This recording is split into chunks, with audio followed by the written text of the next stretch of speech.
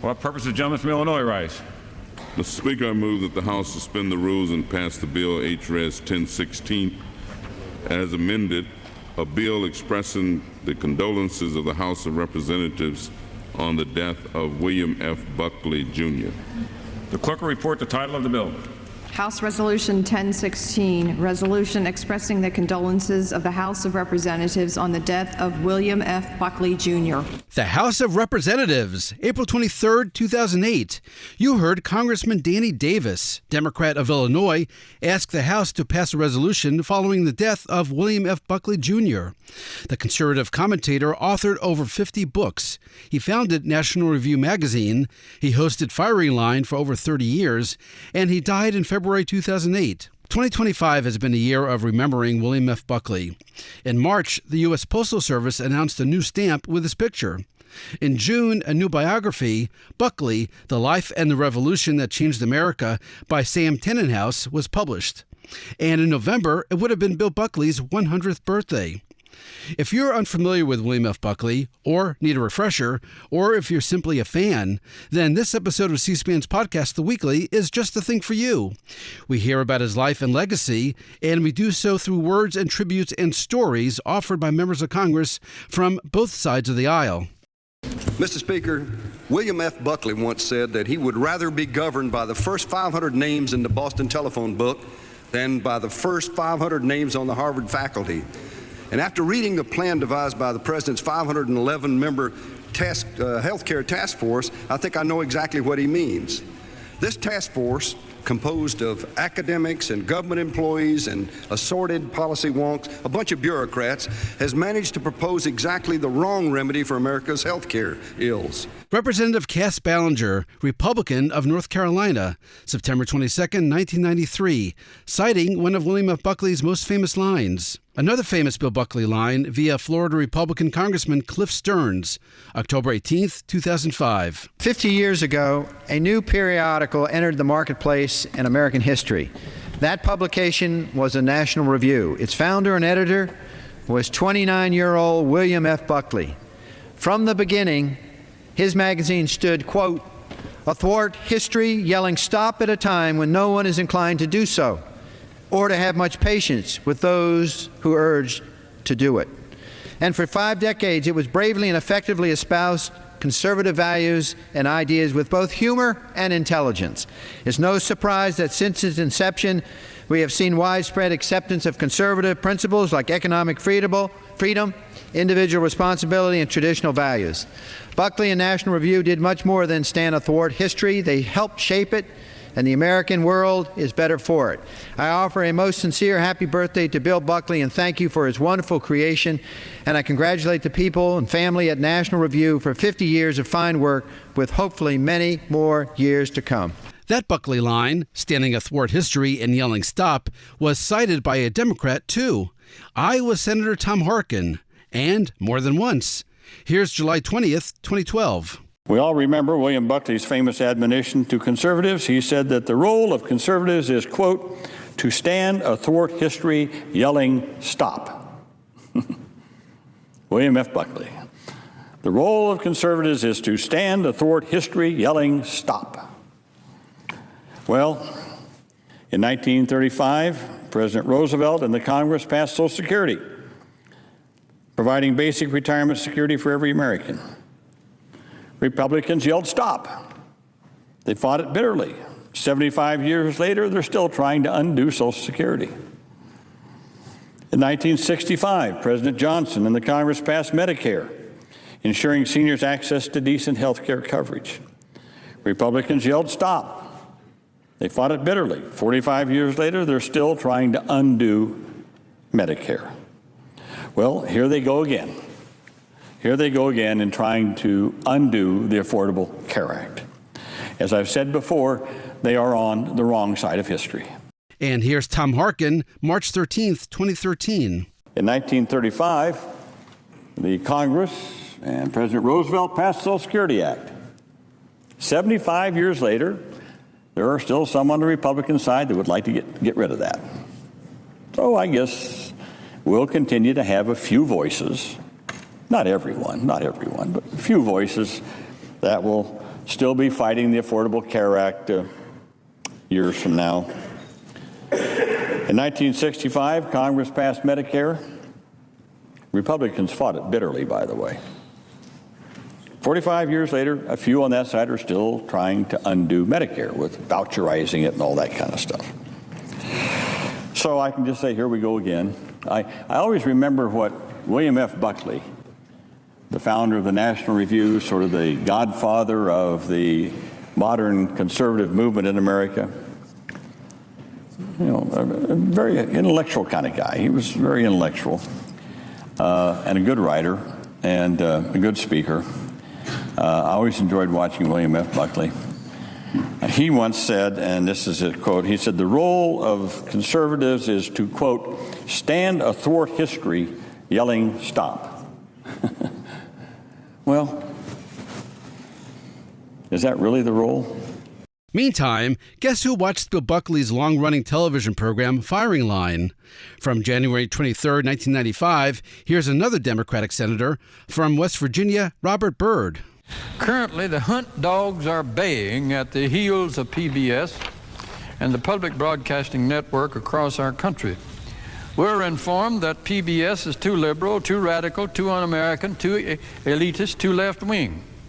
Do these critics mean to say that William F. Buckley's Firing Line is an example of liberal programming? William Buckley has been appearing on Firing Line, a program produced admirably by South Carolina Public Broadcasting for years. Indeed, to follow, William Buckley is to be disarmed by one of the most rational, intellectually charming, and persuasive conservative personalities in American history, a man who has exploited Firing Line brilliantly in a committed effort to force millions of Americans to rethink, or to think for the first time even, the seminal principles of their own political, economic, and social positions. Or do the critics mean to include in their criticisms of the liberal and elitist descriptions of PBS the reruns of the Lawrence Welk Show, reproduced by Oklahoma Public Television to the absolute delight of millions upon millions of middle-aged and older Americans who await each week the replay of some of the most beautiful music ever composed and performed in America? And a year earlier, another mention of Firing Line from another unlikely source. June 28, 1994, here's independent Congressman from Vermont, Bernie Sanders. I do not object that there are 3 regularly scheduled business shows on PBS: Wall Street Week, The Nightly Business Report, and Adam Smith's Money World. I have no problem with those programs.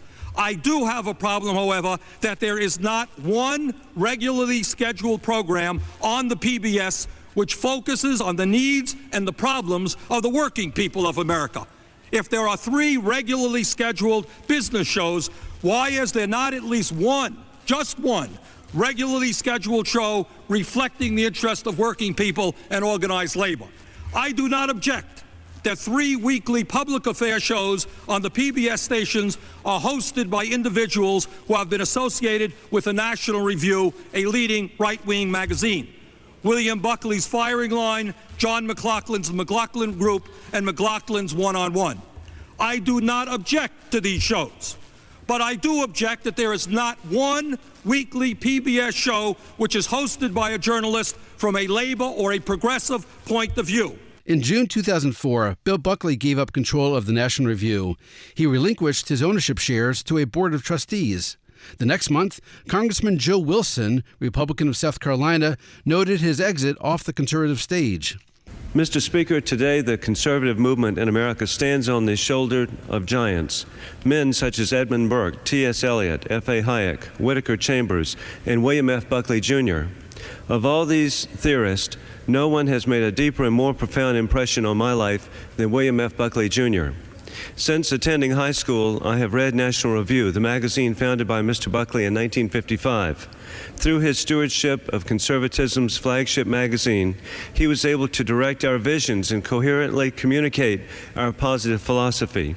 Indeed, Mr. Buckley defined the conservative movement as one that promotes a strong national defense to defeat communism and terrorism, and for limited government, lower taxation, personal responsibility, individual freedom.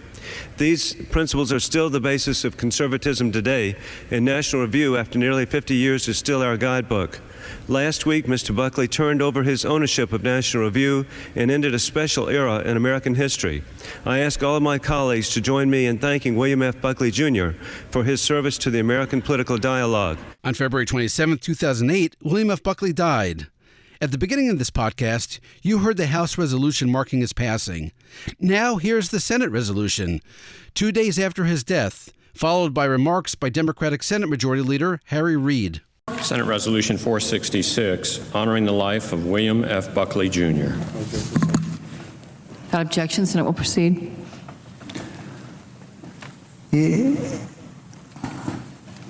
I ask consent that the resolution be agreed to, the preamble be agreed to, the motion to reconsider be laid on the table. Any statements relating to this matter appear at the record, in the record as if given. Without objection. Madam President, I will just briefly say in regard to this, I think we're all going to miss Mr. Buckley. We've all watched him on TV, his use of words which were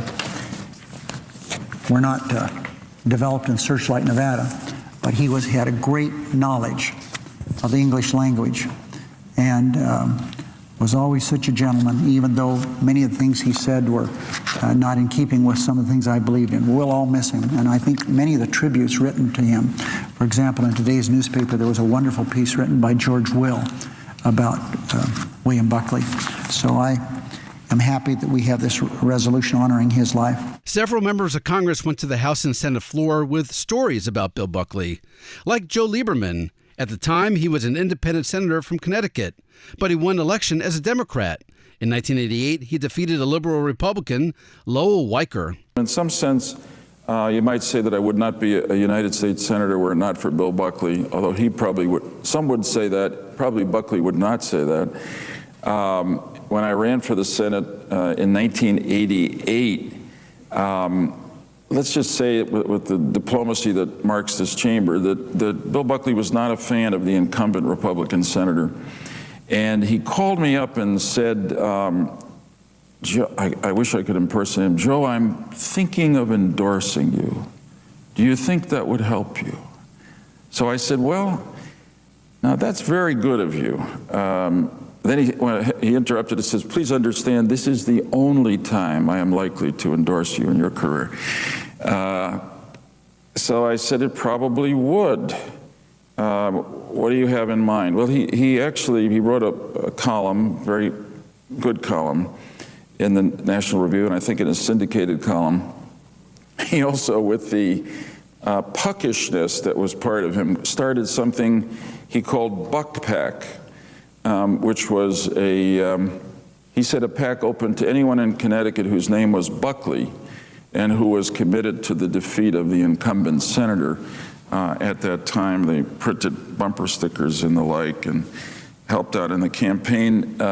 I said to him after I won that election, and I won it by very little, that I thought that in a close election, as the President of the Senate sitting here knows, there's so many reasons one is successful.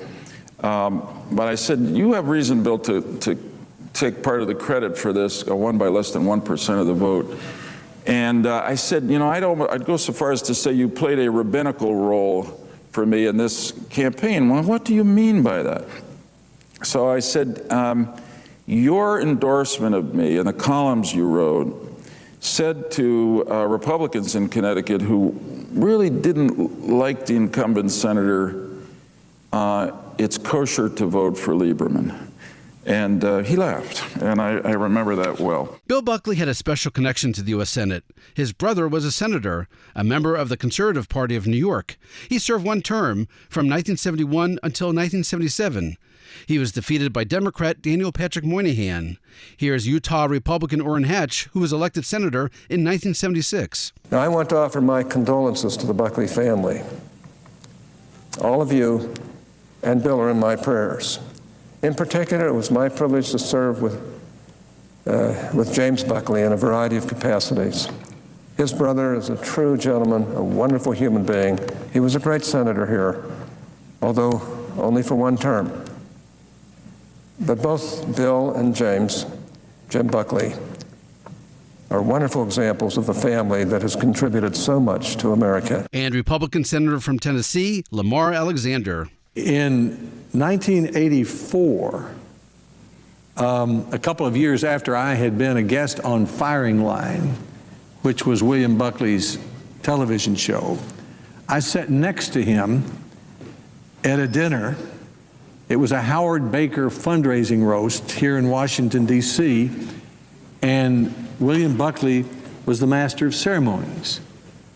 I wrote about that visit in a little book I put out after I was governor called Steps Along the Way. When do you write? I asked him. Anytime, he replied. Books are about the only thing I write in a methodical way. I do them in Switzerland after I ski between about 5:30 and 7 p.m. I told him that when our family had visited Chartwell, Winston Churchill's former secretary said that Churchill sometimes dictated 5,000 words a night. Buckley was surprised. I can do 1,100 or so in a couple of hours, he said. Sometimes more, maybe up to 2,800 words at a time, but 5,000 would be a very productive night. With the advent of computer technology, I can know exactly what I do each time I write. For example, my last book took 112 hours. When do you make corrections? I asked him. I do that in about 30 minutes the next morning before I go skiing. You mean that you finish off the last day's work so you can be ready to start when you return from skiing? That's right. Then I send the transcript to 5 friends. When the transcripts come back, I put the 5 edited versions side by side and decide what changes to make. What about your columns? I asked him. How long do they take to write? You mean after I get them in mind? He said. Yes. About 20 to 30 minutes. Westbrook Pegler once told me it took him 11 hours to do a column. Do you make changes? I asked him. No, said William Buckley. I've been doing it for 22 years. I know the rhythm, the internal consistency of the column. I have it down. I don't change it. That would be like asking a jazz pianist to change his improvisation. That was William Buckley in 1984. Now back to the House. Here again is Congressman Danny Davis of Illinois, a Democrat. Let us remember him for his great oratory skills, his admirable journalism, and his overall commitment to social activism. Mr. Buckley is known for a number of views ranging from drug legalization to opposition of the Iraq War. And whether you agreed or disagreed with him, you must recognize him for being a spirited man, well thought in his opinions and loyal to his country. And here's another congressman named Davis, Virginia Republican Tom Davis. As rapidly as ideas burbled to the surface of Buckley's mind, it should come as no surprise that some required rethinking, which he did with unflinching grace and determination. National Review opposed the civil rights legislation in the mid-'60s, but less than 5 years later, he was opposing the presidential candidacy of segregationist George Wallace and growing to admire the Reverend Martin Luther King, Jr. Later, he would advocate for making King's birthday a national holiday. He was an inspiration to millions of young conservatives. I remember being a young college student at Amherst College in the late 60s, eagerly awaiting each new edition of National Review, as kind of an antidote to the liberal orthodoxy that was taught in the classrooms. Through politics, he became friends with the conservative giants of our age: Ronald Reagan, Milton Friedman, Henry Kissinger, and Barry Goldwater, before and above them all. Chris Shays, Republican congressman from Connecticut, where William F. Buckley lived for most of his life, quoted his son. I'd like to place in the record a eulogy for my father, St. Patrick's Cathedral, April 4th, 2008, and that's by his only son, Christopher Buckley. And I'll just read a slight part of it. This was delivered on the occasion of the memorial mass for his dad at St. Patrick's Cathedral. And he began by saying, well, we talked about this day, he and I, a few years ago. he said to me, quote, "If I'm still famous, try to convince the Cardinal to do the service at St. Patrick's. If I'm not, just tuck me away in Stanford." And then Chris goes on to say, "Well, Pop, I guess you're famous." And then he said, further on, "Pope Benedict will be saying Mass here 2 weeks. I was told that the music at this Mass from my father would, in effect, be the dress rehearsal for the popes. I think that would have pleased him, though doubtless he'd have preferred it to be the other way around." It was a magnificent service. It was a service to which there was great joy and admiration, and people from all political persuasions, from the most liberal to the most conservative. We were saluting a man that the likes of which we may never see again, sadly. And here's Republican Congressman from Indiana and future Vice President Mike Pence. William F. Buckley and his intellect and his capacity for elocution managed to help focus the nation on the threat of Soviet communism, the realities of the Soviet Union. And I believe that history will record that it was William F. Buckley, Jr., perhaps more than any other American, who outside of government influenced the leadership in the 1980s that led to the collapse of Soviet communism and the Soviet Union.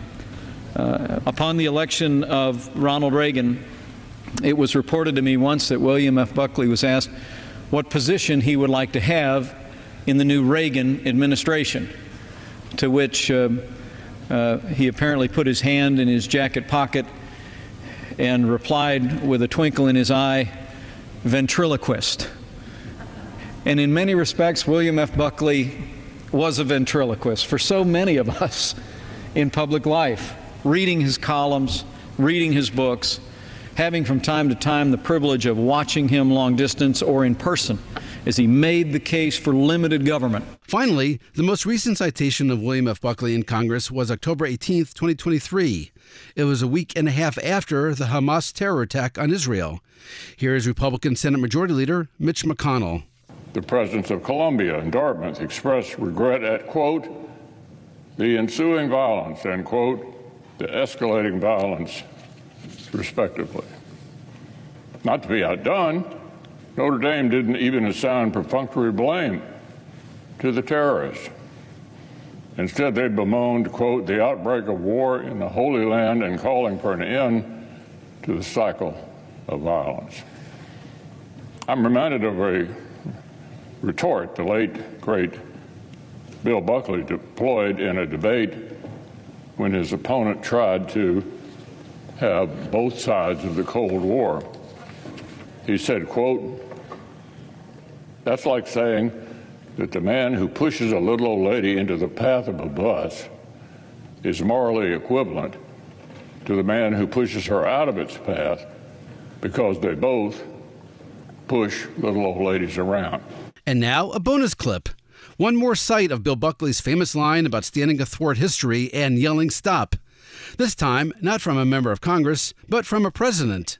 October 6, 2005, from the Eisenhower Executive Office Building, here is President George W. Bush. It's an honor to celebrate the 50th anniversary of National Review and soon to be the 80th birthday of our honoree. You probably think this is the Yale Scholars Association meeting.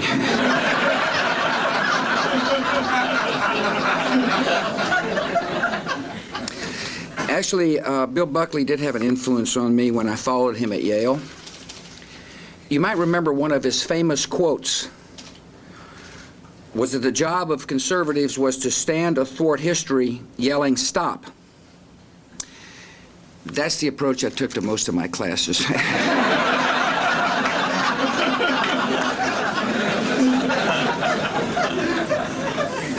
I also do want to throw a little bouquet to him and let him know that all I've learned about the English language.